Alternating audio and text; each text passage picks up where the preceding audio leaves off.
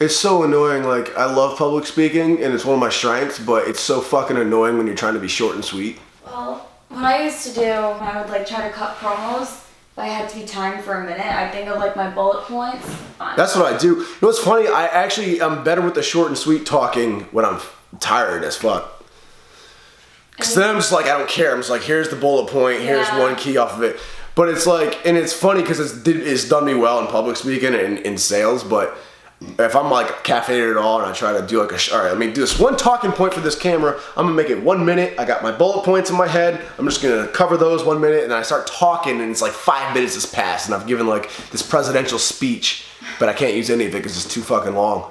I'm gonna try this again. You're just overthinking it. Nah, I'm just like over talking it. So let's backtrack. When I stopped bodybuilding in 2014 and started powerlifting, my max squat was about 375, max bench was 345, max deadlift was 500 pounds. Soon after I started powerlifting, I linked up with Brett Gibbs and took him on as my coach, and it was the best move ever. He's the best coach I've ever worked with. His attention to detail, correcting form and technique, programming is insane. He customized every single week of training individually for me. Nothing was cookie cutter template for him. From working with him, I was able to learn so much about the principles of strength training and how to do it. And I also was taught how efficient strength training is for building solid ass mass, muscle mass. I gained more thickness in my chest, my back, my legs than I ever had from years of bodybuilding workouts. And I've realized that one of the issues with bodybuilding workouts is, definitely for me and I think for a lot of people, is we tend to get caught up focusing on the pump and feeling that burn a little bit too much. And there is a time and place for that with certain movements, but it's easy to get so caught up in that you forget to actually focus on overloading the muscle with heavy ass weight. So I'm constructing my own program using the knowledge that I've obtained from working with the best strength coach in the world, and I'm incorporating it into a quote unquote bodybuilding style of training. So I'm constructing everything in this journal right here. I'm doing a 5-day split, upper body, lower body, deadlift and back day, upper body number 2, lower body number 2. This is a look at my first upper body number 2. I love warming up any pressing day with face pulls, whether I'm powerlifting or bodybuilding. They work the rear delts and the side delts really well. They are good for rotator cuff strengthening and health because you're using such a full range of motion in your shoulders. 3 sets of 12, nice, light, and easy. Just getting a little bit of a pump, not trying to exhaust ourselves yet, but it just warms everything up for pressing really well in my opinion. Jumping into incline, since my upper chest is my weakest point, since I haven't trained it in literally like 2, 3, or 4 years while I was powerlifting. On day 1, I use a barbell, so I'll do incline barbell pressing, usually lower rep sets. I'll do like 5 sets of 6, so the volume will still be about the same, but I can go a little bit heavier and overload with the barbell. Dumbbells are better for full range of motion, not worrying so much on going quite as heavy. Today I'm using the 100-pound dumbbells for 4 sets of 8. I really wanted to go heavier than this, but I'm respecting this program the same way I would respect a powerlifting program. Stick to the weight or the percentage or the RPE of that week.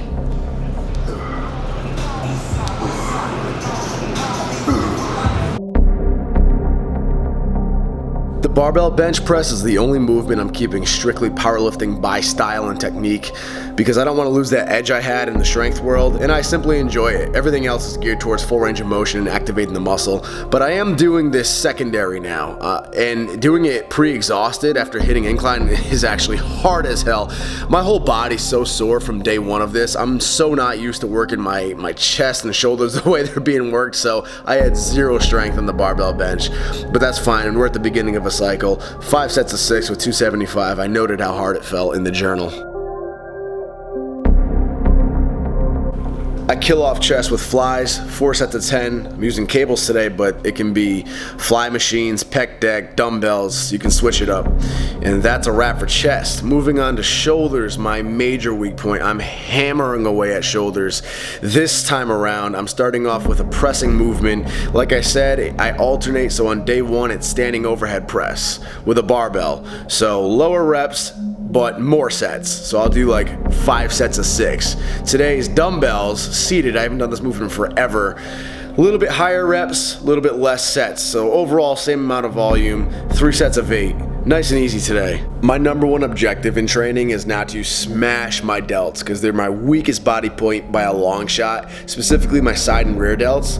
So I'm doing this by tackling my rear delts first before my side delts while I'm the freshest, while I have the most strength to move the most amount of weight with the cleanest form. For me, 40 pounds is damn heavy for rear delts, using perfect form, squeezing at the top.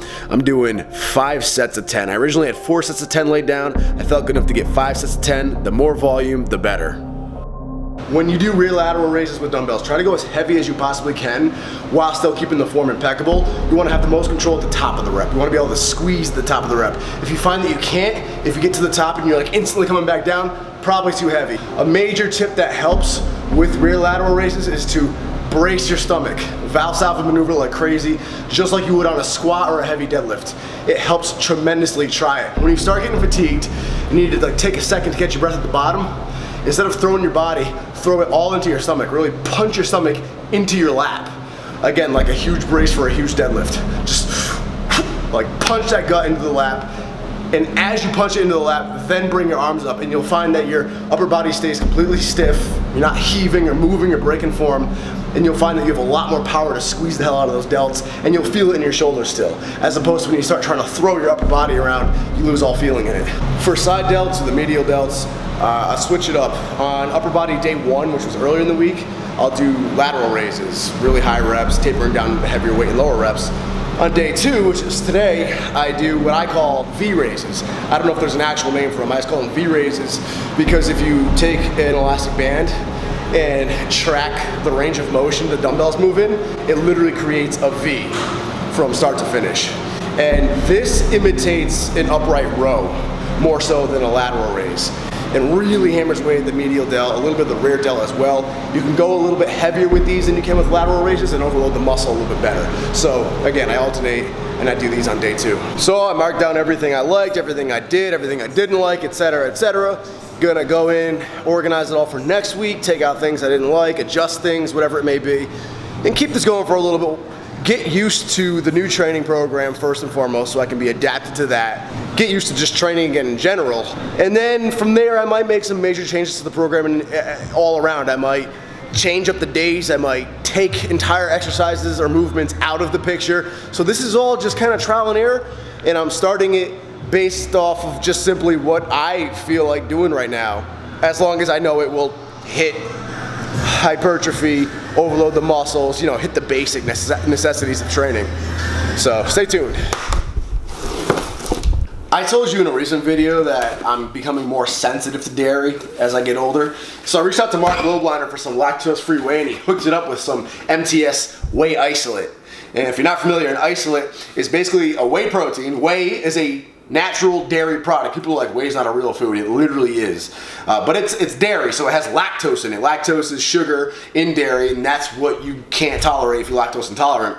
Well, the protein's been isolated, and they've stripped it of all the lactose, and you are left with just protein. If you're severely, legitimately lactose intolerant, I would still be careful with this. I would move on to just something besides whey at all. But for someone like me, this will do the trick beautifully. Ready? Ready? No lid.